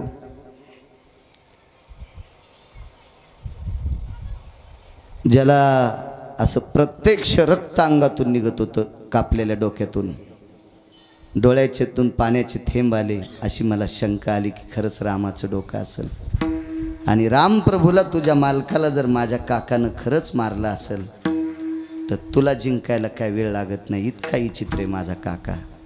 अगं माझ्या काकानं भक्तीच्या बळावर ज्याचं भजन केलं त्याची बायकोच मागितली होती, शंकराची पत्नी, आणि दिल ती शिवजीनं, पण पोरग हुशार शिवजीचं. हो ते मानतात ना तुम्ही 10 दिवस, त्याच्या पुढं पती खेळतात पुन्हा. हो हे साधच समजित शिवजीच्या त्या पोराला. यायला वाटतंय आमचा बब्याचे कांते हो, त्याच्या जवळ पती खेळणं काय काय. अरे त्यानं रावणाच्या मुसक्या आवडल्या तर तू झोपीत कष्ट पेटीन, ते जरा हिशोबात राहत जा. लोकांना पैसे द्यायचे आणि त्या पैशाच्या बळावर गणपती पुढं पती खेळतात, झोपीत भिताड पडन अंगाव, याचा अर्थ अख्खं जीवन मातीत जाईल. सामान्य गणपती, आणि त्या गणपती बाप्पानं आईला सोडिलं. फार हुशार होते, फार हुशार ताती. मग एवढा माझा काका विचित्र आहे. सीते तुला हस्तगत करूच शकत नाही कोणी. कशाला बोलती बाई? अगं जगाला निर्माण करारा हाडा मासाचा कुंभार, कुलाल हाडाचा बाप झाडाचा, अखंड मडके घडी तोरे. हे 3.5 हाताचे गाडगे तयार करायचा कुंभार, सत्यलोकाचा मालक विधाता, भक्तीच्या बळावर माझ्या काकानं देवधवाला ठुला. देवपूजा करायला होतं ब्रह्मदेव. चतुराननो भयो प्रातार विनियोग यत् प्रातोर षोडशोपचारे विनियोगेन पंचोपचारे. सप्तसागरं हवानांच प्रियतान्नमः, पंचगंगा हवानांच प्रियतान्नमः. रत्नोदकभयस्थितो चंदनंच महत्पुण्यं, पवित्र पापनाशनाक्षिदंच महत्पुण्यं, पवित्र पापनाशना. हे मंत्र म्हणण्यासाठी ब्रह्मदेव ठुलाय माझ्या काकानं. ए जगाला प्रकाश देणारा दिनपती दिवे लावायला आहे, जगाला प्रकाश देणारा निशापती त्याचं कूलर आहे कूलर. विंझणे वारीतसे निशापती. निशापती म्हणजे चंद्र, कुलर इंधन म्हणजे वारं, वारं घालित. इतका माझा काका गेले. तुला हस्तगत करायला काय लागतंय म्हणून रडत होते ग. बरं ठीक आहे जाऊ दे, तुझं माझ्यावर प्रेम आहे, रडत होती. हसली का? मला काही क्षणात कळालं राम जिवंत आहेत. पागलीस का ग तू? तुला अक्कल आहे? मला टाकत असताना लढती आणि मी विमानात बसल्याबरोबर तुला कळते माझे राम जिवंत आहेत. कोण सांगितलं तुला? वसकावून बोलल्या सीताईसाहेब महाराज. तर त्रिजटा हुशार होती, म्हणले बाई दटू नकोस ना मला, मी खोटं कसं बोलू. ज्या विमानात तू बसलीस का त्या विमानाची अशी खासियत आहे, या विमानाला विधवा स्त्रीचा पाय लागला की विमान जळून जाते. या विमानाला विधवा स्त्रीचा पाय लागला की विमान जळून जाते. आणि तू 5 मिनिटं झालं या विमानात बसलीस तरी विमान जळत नाही. याचा अर्थ तुझ्या कपाळावरचं कुंकू शाबित आहे. काय विद्वान असेल महाराज विमान तयार करणारा? असा सापडू शकतो कोणी विमान करणारा? त्याचं नाव आहे तत्वकुंभ. कडकडातून मिठी मारली त्रिजटेला. बाई माझ्या कपाळावरचं कुंकू जिवंत आहे हे विमान सांगताने तुला माहित आहे. त्याचं नाव होतं तत्वकुंभ. दादा रावण मारला.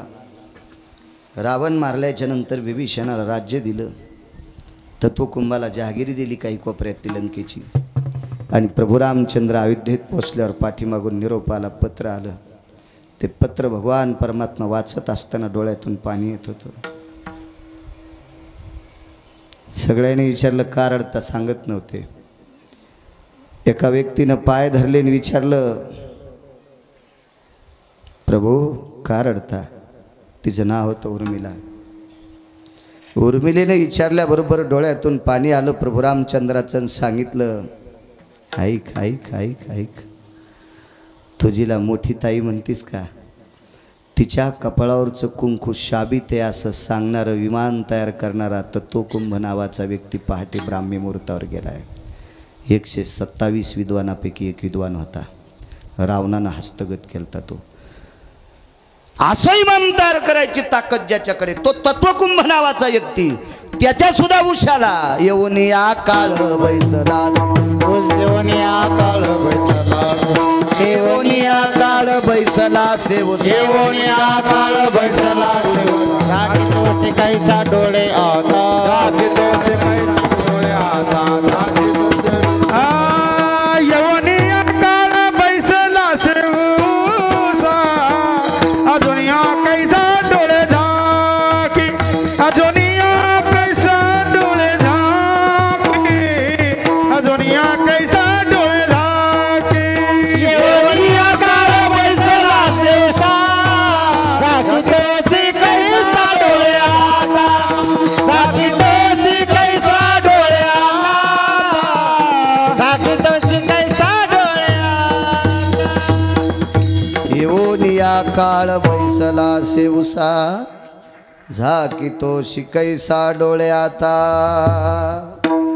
किती मोठा तत्वकुंभ. ज्याच्या बुद्धीचं टोक तपासित असताना विधात्याकडे तराजू नाही असा एवढा अधिकारी तत्वकुंभ जर जाऊ शकतो, दादा आपली काय कथा आहे. काळानं सोडलं नाही. ज्या दिवशी काळ उशाला बसत असतो, आयुष्याचा बॉन्ड संपला रे संपला की महाराज त्याच्याकडे एक कातर आहे, कनेक्शनच तोडून टाकते. आता येईनं जे कनेक्शन तोडलं की ते कूलर बंद. तसं त्या यमाजवळ एक कातर आहे, शरीराचे आणि आत्म्याचं कनेक्शन तोडतंय. तुटला आयुष्याचा दोरा, आयुष्याचा दोरा, तुटला आयुष्याचा दोरा, आयुष्याचा दोरा. येरवा उगा पसारा, येरवा उगा पसारा, हिरवा उगा पसरा, हिरवा उगा पसरा, हिरवा उगा पसरा, हिरवा उगा. हे तुटला आयुष्याचा दोरा, येरवा उगा पसारा, येरवा उगा पसारा, येरवा उगा पसारा. तुटला आयुष्याचा दोरा, येरवा उगा पसारा, येरवा उगा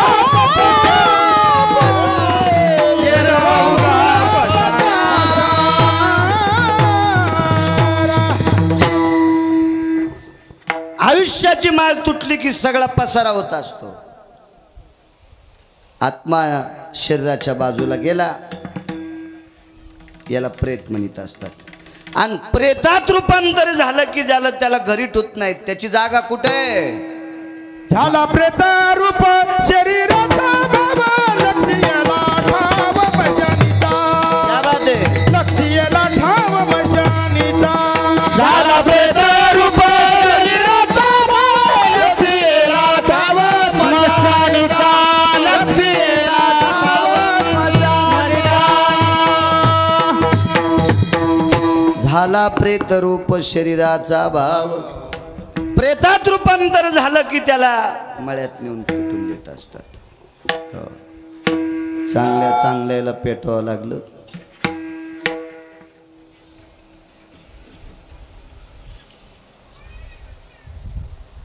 स्वामी राम नावाची एक व्यक्ती होऊन गेली. राम शास्त्री नावाची व्यक्ती वेगळी, पेशव्यांच्या काळातली व्यक्ती होती.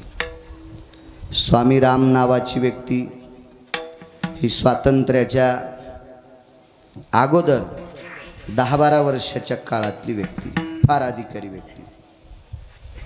हे स्वामी राम नावाचे संन्यासी महात्मे नर्मदेच्या तीरावर अनुष्ठान करता बसले. दुसऱ्या कडव्यात सांगितलं होतं, वाचे नारायण वदेतु सादर. भजन केल्यानं माणसाला काळ चुकीता येतो. कसा? अधोगतीला काळ नेत नाही. भजन म्हणायचं कशाला? रात्रंदिवस टाळ वाजणे हेच भजन आहे का? चांगलं बोलणं सुद्धा भजन आहे. चांगलं बोलणं सुद्धा भजन आहे. भजन आहे.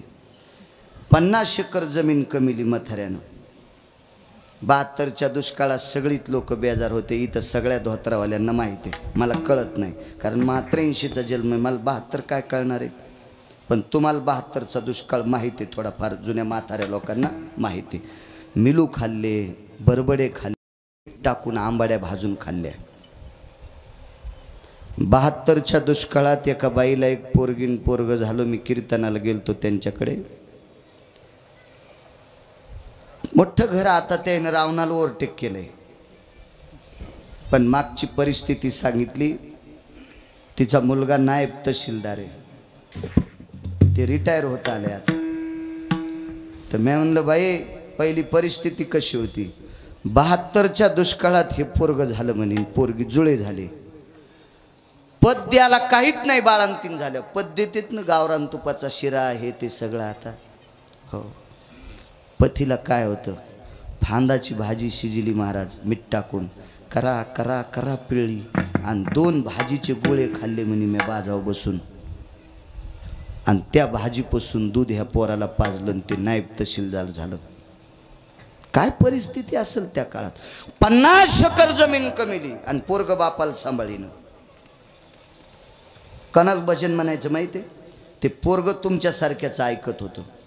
तुम्ही जाऊन त्याला सांगितलं, बाळा अरे 72च्या दुष्काळात काय फजिती काढीर त्या बापानं, काय लागतंय 2 टायमाला 2 भाकरी, त्याला सांभाळ बरं. तुमच्यासारख्याचं ऐकून त्या पोरान बापाला सांभाळलं. दादा, हजारो पंढरपूरच्या वाऱ्या केल्याचं पुण्य तुम्हाला प्राप्त होते. याचं नाव भजन आहे. हो, चांगलं काम करणं भजन आहे. हो, मला वाटतंय चांगलं काम करताना बंद करून जर भजन केलं तर पंढरपुरातल्या मालकाला आवडत नाही. आवडत नाही, आवडत नाही, आवडत नाही. पांडे नावाचा राजा जनतेची सेवा न करता जप करायला बसला. ते हत्तीच्या जन्माला गेलं. बघा गजेंद्र व्याख्यान श्रीमद भागवतातलं. त्याचा मागचा जन्म हीच का? त्या गजेंद्राचा कोण होता माठीमागे? तो पांडे नावाचा राजा होता. प्रजेची सोय न करता ते जंगलात माळ घेऊन गेलं. म्हणून अगस्तीनं शाप दिला, बेट्या तू जनावराच्या लायकीचा आहेस, तू हत्तीच्या जन्माला पावशील. रामशास्त्री नावाची व्यक्ती बोलून गेलो मगाशी. पेशव्यांचे न्यायाधीश होते दादा, ते पेशव्यांचे न्यायाधीश होते. आणि काही काही निकालावर पेशव्यांच्या सह्या घ्यायच्या होत्या, शिक्के राजाची मुद्रा घ्यायची होती. आणि मग रामशास्त्री न्यायाधीश होते. रात्री न्यायाधीश होते आमच्या कीर्तनाला. ज्ञानेश्वर बरगांडे म्हणून, हो न्यायाधीश होते. रात्रीचाच प्रसंग होता तो. रामशास्त्री गेले तर म्हणले, अरे तुम्ही कधी आले? म्हणले 2 तासापूर्वी येऊन बसले. मंत्री, महामंत्री, सुमंत्री, राजाच्या खालचे लोक 2 तासापासून. अरे म्हणले 2 तास तुम्ही बसले तरी राजा तुम्हाला भेटत नाही, काय काम आहे? नाही म्हणले ते पूजा करायलेत. बरं 1 तास वाट पाहिली आणि शिपायाला सांगितलं 2 कपड्याची जोड घेऊन ये. आणलं त्यानं गथुडच. 1.5 तासाच्या नंतर बाहेर आले राजे. अरे काय कधी आले म्हणले? हे यायला 2.5 तास झाले, 2.5-3 तास, आणि मलाही 1.5 तास झाले. बरं बरं, याच्यात काय आणलं? तुम्ही सोडा म्हणले. सोड्याच्या नंतर 2 भगव्या लुंग्या, 2 भगवे फेटे आणि 2 भगवे उपरणे. म्हणले हे 2 माणसाचा संन्याशाचा पोशाख कोणाला? एक तुम्हाला आणि एक मला. या देशाचा प्रांताचा राजा जर प्रजेचे कामं सोडून देवधूत असेल तर त्यानं संन्यास घ्यावा. आणि माझ्यासारख्या न्यायाधीशाला जर तुमच्यासारख्या राजाची वाट पाहावी लागती त्याच्यापेक्षा मी संन्यास घ्यावा. कामासारखा परमार्थ दुसरा कुठलाच नाही. काम म्हणजे वासना नाही. ज्याच्या वाट्याला जे काम आलंय ते काम भजन आहे. डॉक्टर जर पेशंट रात्री 2 वाजता तपासित असेल आणि त्या पेशंटचं पोट दुखत असेल किंवा एखादी डिलिव्हरी आली असेल, त्या मुलीला जर मुक्त केलं असेल, बाळाचा जन्म झाला, तिला दुःखातून मुक्त केलं, सुखरूप घरी पाठवलं, तर हजारो यज्ञ केल्याचं पुण्य त्या डॉक्टरला भेटते. त्याचंही भजनच आहे, भजनच आहे, भजनच आहे. हो, उलट काम करून भजन करायचं. कामामध्ये काम, काही म्हणा राम राम जाईल. ही ताकद आहे त्याच्यामध्ये. बऱ्याच लोकांना वाटतं मी भजन करतो म्हणजे मोठा, आणि जाताना हरभरं दुसऱ्याच उपटायला आणि कुंटाला न दुसऱ्याचं इचकायला. काय तू भजन करण्यात अर्थ आहे जर दुसऱ्याची इचकीत असतील तर? विठाला विठाला विठाला.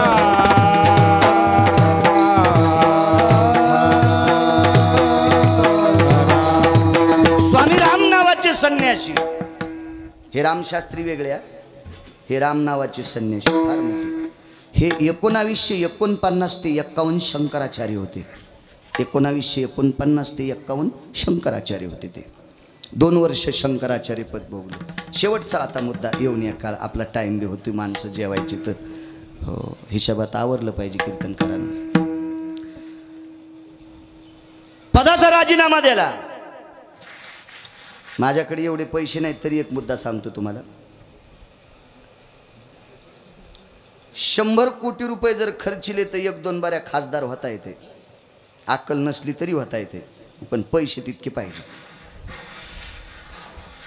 पण 1000 कोटी रुपये जरी जवळ असले तरी शंकराचार्य होता येत नाही. कसं होता येईल महाराज? कसं? ते पैशाने विकत भेटणारं पद नाही ना. हा, गाढवायचे मत पैशाने विकत भेटतील, नालायकायचे मत पैशाने विकत भेटतील, पण शंकराचार्य पैशाने होता येत असतं का? ज्यानं जीवनभर व्याभिचार केला त्याला उत्तरेश्वर वारकरी कसं होता येईल? एक मुद्दा सांगू का सोपा? बाल ब्रह्मचारी त्यालाच होता येते ज्यानं जीवनात लग्नच केलं नाही त्याला. संन्याशी लग्न करणाऱ्याला पण होता येते, संसार त्यागायचा मग तो नुसता संन्यासी. पण बाल ब्रह्मचारी नाहीत म्हणतात त्याला, ज्याला जीवनात कामाचा संग नाही त्याला. तो त्या यादीत शंकराचार्यांच्या. तो अधिकार लागन ना दादा. आणि त्या शंकराचार्य पदाचा राजीनामा. आता कोणते बी पद,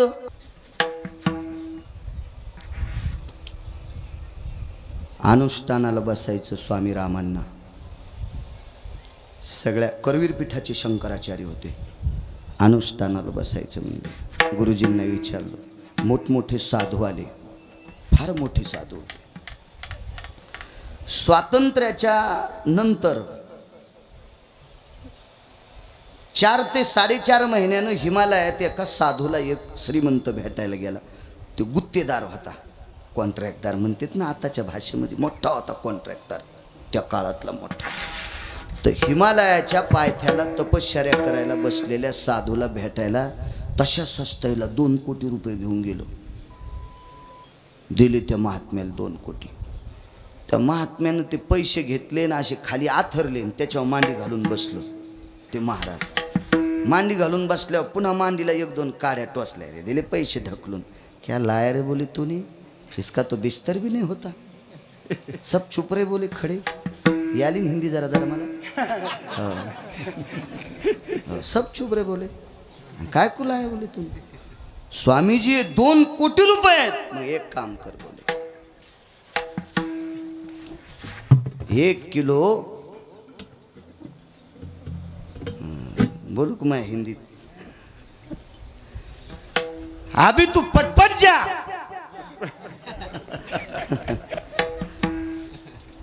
आणि 1 किलो सफरचंद बोले जल्दी घेऊन ये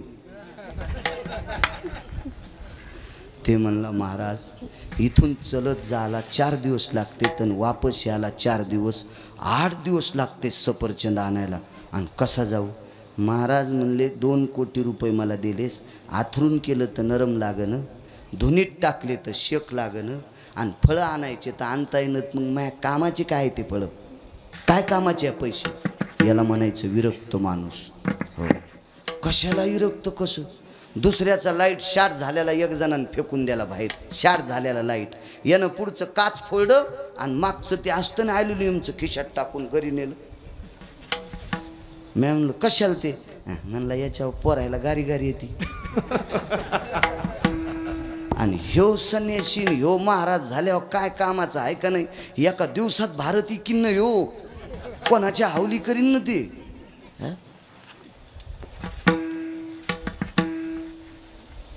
ही सगळी संन्यासी अनुष्ठानाच्या वरदहस्त करता आले आशीर्वाद द्यावा लागतो अनुष्ठानात सगळे आशीर्वाद द्यायला डोक्यावर हात टेकला निघून गेले काय माणसं नर्मदेच्या स्नानाला कोणी प्रदक्षिणाला येऊ लागले लोक कोणी फुल टाक कोणी तांदूळ टाक कोणी गंध लाव आणि कोणी रुपया 8 आणे 4 आणे टाक असे टाकू लागले याच्यात काय भेटतं त्याला उठता येतं का त्या महात्म्याला बाजारात जाता येतं का मग काय कामात पण फळ कोणी टाकीत न एखादं सफरचंद टाकीनं टाकीनं काहीच टाकीनं कोणी काही देईन 3 दिवस अनुष्ठान झालं शरीर कृश झालं दादा सकाळी आंघोळीला गेले आणि नर्मदेला प्रणाम केला माय अनुष्ठान सफल होईल का तितकंच म्हणले दुपारच्या आंघोळीला गेले माय अनुष्ठान सफल होईल का तर दुपारच्या वेळेला माळा सुवर्णाचा रत्नजडीत हात नर्मदेच्या पात्रातून हात वरी आला हात वरी आला त्या हातावर एक सोन्याचं पात्र होतं जुट्यांना पात्र होतं सोन्याचं आणि त्या सोन्याच्या पात्रामध्ये गावरान गाईच्या दुधाची गावरान तुपातली खीर होती ले लो बोले आपका अनुष्ठान सफल हो जाता है जलदेवतेच्या रूपात नर्मदा माय बोलली रोज दुपारी खिरीचं पात्र यायचं हनुमान दादा रोज दुपारी अनुष्ठान संपलं गुरुजी भेटी करता आले कोणी व्यवस्था केली नर्मदा माईने केली म्हणले अरे पात्र अक्षय देऊन टाक अनुष्ठानापुरतं तुझ्या करता होतं म्हणले स्नान केलं आणि ते सोन्याचं पात्र नर्मदेच्या पाण्यात पालतं घातलं पात्र निघून गेलं दृष्टांत संपला या बा घरी काम नाही केलं टायमाला तर बायको भाकर देत नाही पप्याची माय तर नर्मदा खिरीचं पात्र देते सामान्य गोष्ट आहे महाराज नर्मदा खिरीचं पात्र ज्या साधूला देतो ती स्वामी रामांना त्या स्वामी रामांसारख्या सुद्धा उशाला येऊनिया काळ बैसला सेवसा येऊनिया काळ बैसला सेवसा येऊनिया काळ बैसला सेवसा येऊनिया काळ बैसला सेवसा जागे तो शिकायचा डोळ्यात जागे तो येऊनिया काळ बैसला सेवसा येऊनिया काळ बैसला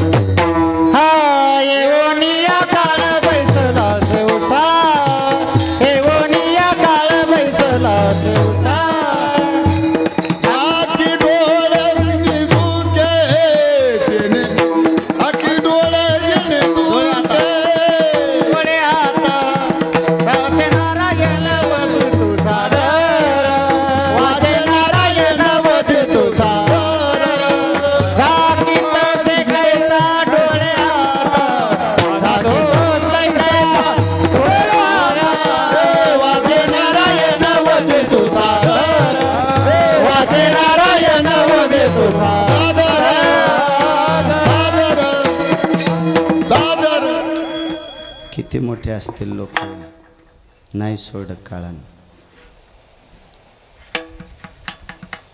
5 मिनिटं शिल्लक आहे माझा वेळ एका बाईचं 27 दिवस बाळांपण केलं पंढरपुरातल्या मालकानं सगळ्यांना माहिती आहे चोखोबाची बहीण झाला सारंगधर आणि वहिनी उघडा दार हाका मारी 27 दिवस बाळांत पण केलं. कोणाचं पुण्य असेल? नवऱ्याचं, मुलाचं. मुलगा व्हायचा राहिला होता. पुण्य होतं सासऱ्याचं, आशीर्वाद होता सासऱ्याचा. 27 दिवस पंढरपुरातला मालक लुगडं नेसला दादा आणि बाळांती धुतले. बाळा ते किती बेकार असते त्या जुन्या बायकायला विचारा. मी काय बाळातीन झालो नाही अजून, फक्त मला वाचायचा नाद आहे. पोरगी बाळातीन झाली आणि तिला पोरग झालं आणि पोरीच्या माईचं ते पोरग कोण मग? नातू. आणि ही म्हातारी त्या पोराची कोण? आजी. आजी